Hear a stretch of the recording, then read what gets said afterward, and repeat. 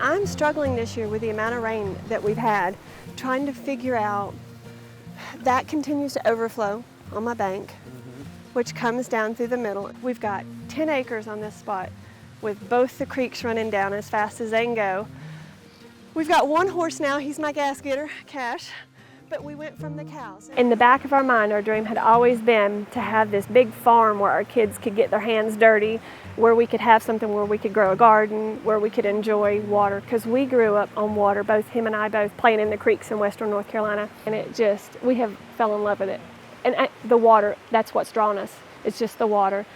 From probably that fence line all the way to this natural little arc, the whole bank was just falling off, and it had that sandy setting. And we started studying it, and then we started going, this is far bigger than what we thought, that we have a piece of property that we're responsible for, but if we don't take care of it, the banks are going to wash away.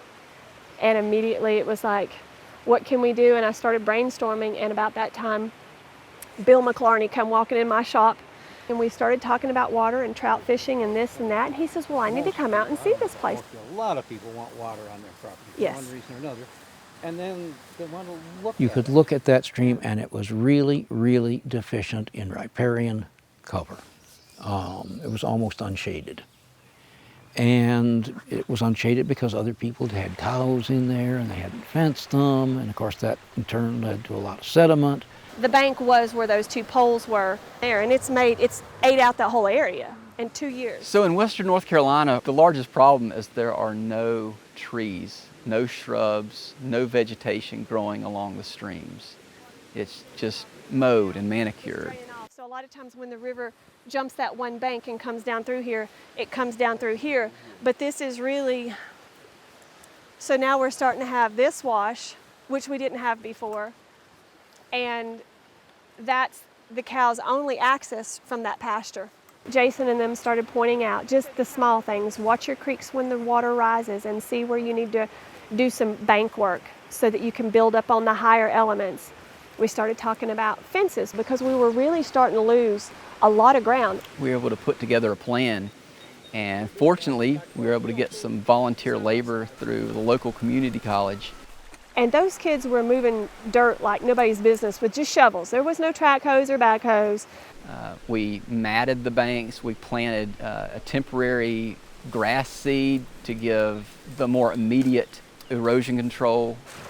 Once they leveled that out, we put fence lines up. They doubled the trees up through there. They did the willow trees. They said that's going to give us some good coverage. But they put in pawpaws. They put in persimmons for my husband's deer. And just an assortment of trees because he knew I had bees.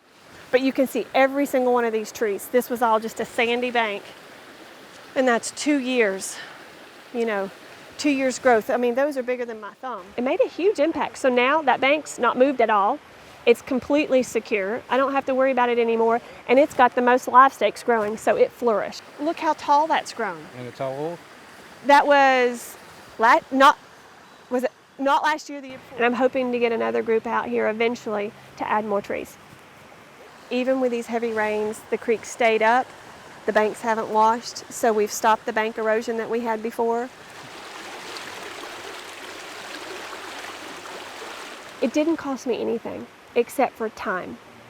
But the time that I come out here and work with them, they brought 30 more workers because I was so willing to open up my place to say, help me, help everyone else, make these two creeks make a difference.